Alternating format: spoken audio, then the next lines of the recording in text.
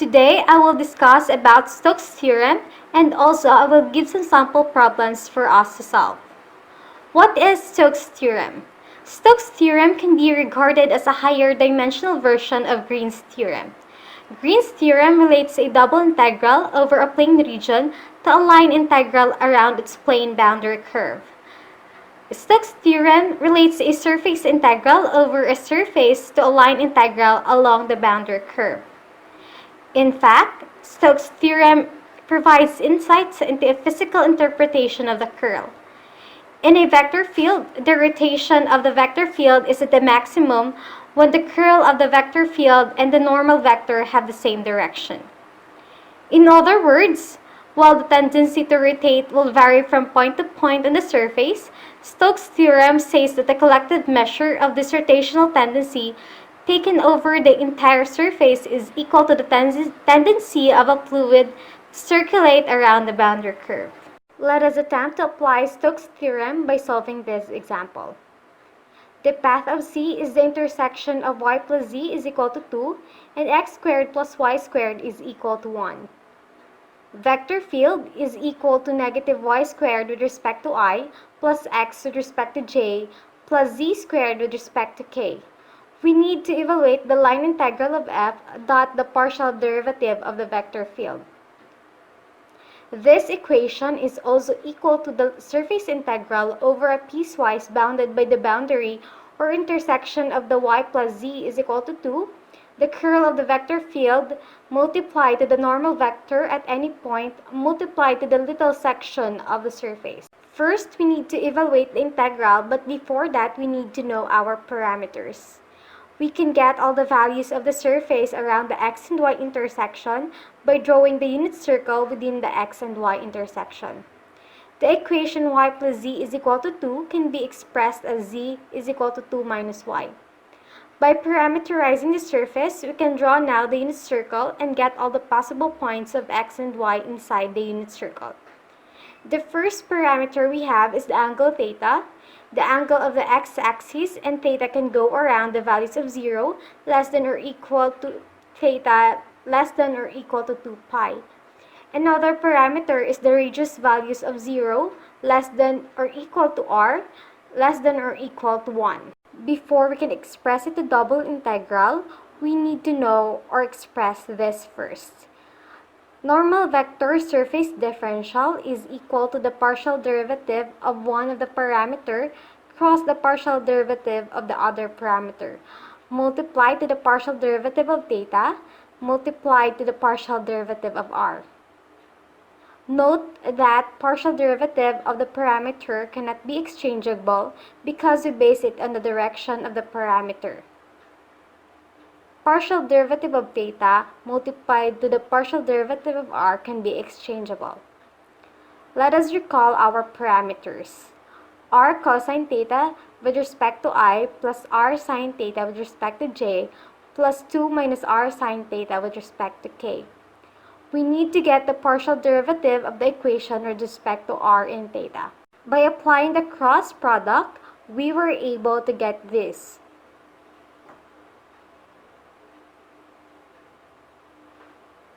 R with respect to j plus r with respect to k. Then we need to find the curl of the vector field by using cross product.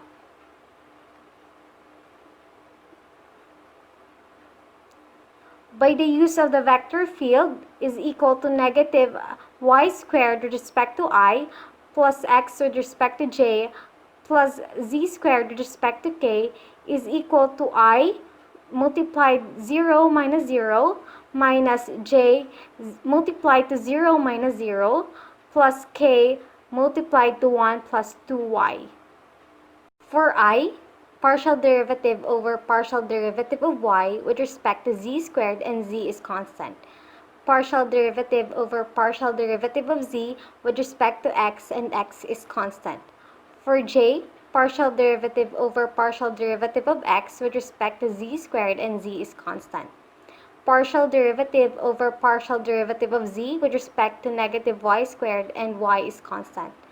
For k, partial derivative over partial derivative of x with respect to x, and derivative is 1. Partial derivative over partial derivative of y with respect to negative y squared, and derivative is negative 2y. We have I multiplied to 0 minus 0 minus j multiplied to 0 minus 0 plus k multiplied to 1 plus 2y. And now we have the k multiplied to 1 plus 2y. We will use the values of our parameters as limits. R is equal to 0, less than or equal to r, less than or equal to 1, and theta is equal to 0, less than or equal to theta, less than or equal to 2 pi. We will substitute the curl of vector field dot r with respect to j plus r with respect to k multiplied to the theta differential and radius differential. We will substitute the value of y is equal to r sine theta, and our equation will be integral of 0 to 1 and integral of 0 to 2 pi, 1 plus 2 r sine theta with respect to k, that r with respect to j plus r with respect to k multiplied to the theta differential and radius differential. Then we can simplify it to integral of 0 to 1 and integral of 0 to 2 pi, r theta plus 2r squared sine theta multiplied to the theta differential and radius differential. Let us now integrate and apply the limits. R theta minus 2r squared cosine theta 0 to 2 pi. We now have 2 pi r minus 2r squared cosine 2 pi minus r multiplied to 0 minus 2 pi squared cosine 0, resulting to 2 pi r minus 2r squared plus 2r squared. Then we are left with integral of 0 to 1, 2 pi r partial derivative of r. Applying the limits, we have pi r squared 0 to 1. We have pi multiplied to 1 squared minus pi multiplied to 0 squared.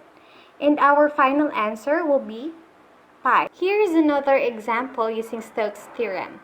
Let's evaluate the integral of the closed path C of the vector f dot the partial derivative of the vector r, where vector f is made of the components 5y, negative 5x, and 3, and C is the trace of the cylinder x squared plus y squared is equal to 4, in the plane z is equal to 1. So when you imagined x squared plus y squared is equal to 4 in 3D, it describes a cylinder. We want to intersect the cylinder to z is equal to 1. By the equation of x squared plus y squared is equal to 4, we can get the radius of 2 with the point 0, 0, and 1. Under Stokes' theorem, we can evaluate the double integral of the surface S of the curl vector f dotted normal unit vector. We have to know what is S, and S is the corresponding surface of the C. S is the entire disk set of x, y, z such that x squared plus y squared is less than or equal to 4 and z is less than or equal to 1. Then we have to identify what is the curl of f and the normal vector. Normal vector is the outward unit normal, and we have z is equal to 1, which is flat horizontal plane. Therefore, normal vector is equal to 0, 0, 1. It is the outward unit normal vector because it is pointed in the direction of the surfaces, and its unit vector because its length is 1. We still have to identify our curl of f, and we have the curl formula. Curl of f is equal to ijk. Curl of f is the cross product of delta operator with f, given that partial derivative of k with respect to y minus partial derivative of j with respect to z, partial derivative of I with respect to z minus partial derivative of k with respect to x, partial derivative of j with respect to x minus partial derivative of I with respect to y. We can solve this by cross product. Curl of f is equal to 5y, negative 5x, and 3.